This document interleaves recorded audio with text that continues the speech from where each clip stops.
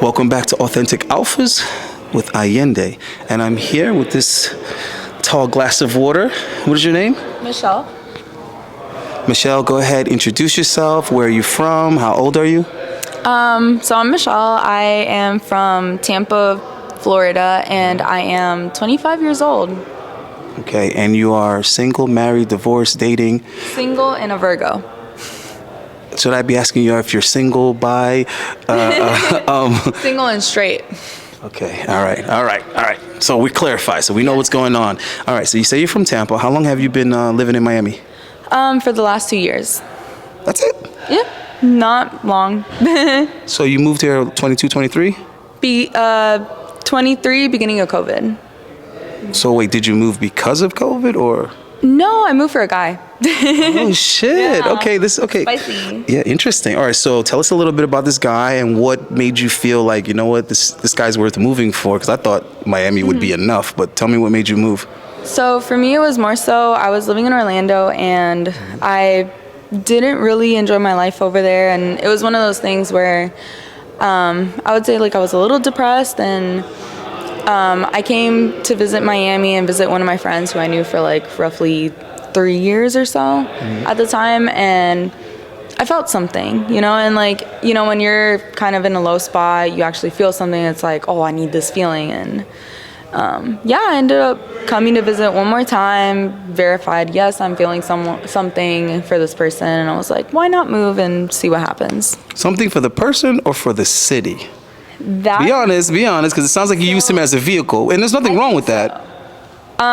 It was more so, I think you might be right on that. I think I came here and like I just felt so much love for the city and associated it with him, and that kind of got messy, so just ended up moving, and as soon as I moved, I knew it wasn't going to work out with him. Yes, but you also knew that you established yourself in Miami enough that you're good now, you're here. Yes, and it didn't work out, but I think that's still the best decision of my life. Okay, so I have to use this opportunity as a teachable moment and drop some jewels for the fellas. So this is an example of that women's mind doesn't necessarily work like linear. Like guys, we think in a direction. We understand past, present, and future. So, you know what I'm saying? It's like a line. But women, it doesn't work that way. In women, it's kind of like almost like a circle. So you see how you associated him with Miami, and it was just like one congruent feeling. Mm-hmm. So it's different because I've been in that situation many of times, but I put myself in that situation. As men should. Men should be the aggressors. You should be the one doing, not reacting to, to a stimulus. So he's the one that kind of was like doing stuff, and you were just reacting to it. You're like, okay, this guy lives in Miami. I'm in Orlando. It's boring as fuck. I'm in a place where I want new experiences, people, places, and things. And this is an opportunity, but it's an opportunity that he presented, and you accept it. Whereas as a guy, I've intentionally put myself in that position.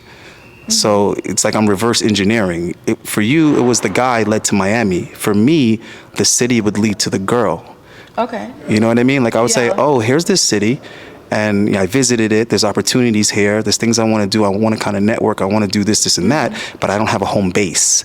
Yeah. And I'm not going to like live out of a hotel, and I'm not going to like, draw up a lease and do all this kind of stuff because I have no idea what's going on with the city. So what I'll do is I'll try to manifest a female that I like enough that there's enough of a rapport that I could stay with her until I figure shit out. And just like you said, if it doesn't work out by that time, I'll have both feet on the ground in that particular city. I would have already met other people. And when she says, yeah, it's not working, I would already be packing. Like, that's cool. I'm out of here. I'm good. All right. So yeah, that was a good moment of honesty. But so how are you enjoying Miami, thus far? And how has the dating been for you? Has it been better or worse than what you experienced with this guy? Honestly, anything's better than that. It was that bad? It was bad. It was really bad. Well, where's this guy from? From Miami, actually. Age? So, 26. So you were dating guys roughly your age, because he's like 2-3 years older than you. Yeah, and I have noticed that at least here, and I would say from kind of experience dating around here, a lot of guys don't really mature until much later in the city.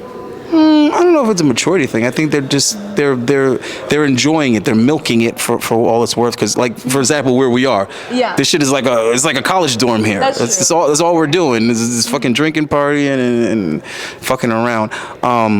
So what else I was gonna ask you is, was this guy Cuban? Half, yeah. I mean, I understand, yes. That has something to do with it. See, but the girls say that. But let's be realistic. Those are the guys that you go for. Okay, so in the past, yes, but and that had to do, at least for me, lots of therapy. You learn more about yourself. It was that bad? This guy was that traumatic? Yeah, he sent me to therapy. That's a whole. Wait, hold on. What was this guy do? You don't have to give us all the. He wasn't putting hands on you, was he? No, I mean, he just didn't care about me as a person, but would do enough to. I don't know if you've heard of the term breadcrumbing. So at the point that. I can imagine what that means. He was laying He was stringing you along? Essentially, yeah. So long story short, I come to find out he had a whole relationship. A whole nother relationship. And he never told me. And I, wasn't aware enough to, because when you're. Let me hold on. Before you go further, let me go devil's advocate with this for a second. What if he had told you, though? I wouldn't have done that. Because she's a boss babe? Thank you. Wait, no, I'm not complimenting you. You said that you have a business, no? I do, yeah. Not a business, but I do sales, so I have to be up early. Wait, be careful with that, because nowadays in Miami, that can mean you're selling coochie. So what are you selling? I'm an accountant. No, I'm kidding. So you're not selling feet pics on OnlyFans? Only on Wednesdays. No, I'm kidding. No, I sell I'm an engineer. I sell air conditioning. What? Yeah. You need to find a dude that's into AC and refrigeration so that you guys can make a power couple. No? No. They don't make enough Not money? Interested. No, I mean, I make enough money. No, I said the guy doesn't make enough money? The guys that do AC and refrigeration? They're kind of boring. What do you, how are you going to I'm not interested in the refrigeration cycle. I'm just, doing this in the meantime. Okay, hold on. So before you go, you have to at least tell us, so what type of guy is interesting to you? Because I already know you like bad boys, but I'm going to give you a chance to make it sound better. I actually like them very nerdy. I like intelligent men who I can have conversations with and discussions with. And like me. She's describing. Go ahead. But you. No, I'm kidding. But, no, How tall does he have to be? Honestly, that doesn't matter. You're 5'9". How tall does he have to be? Ideally taller than me, but I have. I'm an inch taller than you. I've dated a man who's 5'5", because he had a good personality. I don't believe you. Show me a picture of this guy. Nope. You're making that up. We're not revisiting 5'5"? Yeah, embarrassing. You had to climb in it? So why'd you give up? You gave up because of what other people say? Because obviously you were okay with it. I mean, I'm very I don't have any issues with that. It's more so he kind of sucked. So, and I don't want to revisit that. Wait, you mean in the bedroom, or you mean like he As was, a person. or he was insecure? But okay. Yeah. 5'5". Yeah. He was cool for a bit. So, my last ex was also 5'8". He had one arm. What the fuck? He was cool. Cool person. Where did you find a guy with one arm? What do you mean? There's not I don't know. I know, because this is just strange. So how did that work? He just was like, hey, what's up, girl? Listen, let me tell you something. I guess, yeah. He's like, hey, let me shake my elbow, baby. Yeah, that's rude. What? Listen, if he was a cool ass dude, he would laugh at that joke too. Yeah. See, this is the thing. When you're a guy, you can't be all sensitive like that. Yeah. When guys roast each other, the whole point is you roast each other based on your insecurities and your flaws. You can't censor the jokes and they're not funny. Moral of the story, personality matters more than physical attribute. To you. To me, I guess, yeah. Because most women, absolutely not. Yeah, to me. But was the sex good though with the one arm? Yeah, actually. Because I'm sure he had to compensate. He had to. Yeah, he did okay. He did all right? He did all right. Was he doing a one hand stand when he ate it? Was he just holding his whole body weight up with one arm? Just one arm push-ups while he... I'm sorry. That was vulgar. I apologize for that. PG-13. All right, so listen, I'm gonna let you go. We'll promise to redo this another time, and we're gonna get into it because We have a lot. It's our interesting. Our off-camera conversations were a lot more insightful. It was. It was, but the battery died, and because you have a drunk friend who harasses women, and we were trying to keep him out of jail. Yeah. So that's the mood for tonight. basically, we just kept the man out of. We kept a 43-year-old man out of jail. You know, preventing a Me Too charge and an eviction. So we should pat ourselves on the back. Charity. We are philanthropists at this point. We should become lawyers like Daredevil. Yeah. We should defend the obnoxious and creepy. There is no defending that.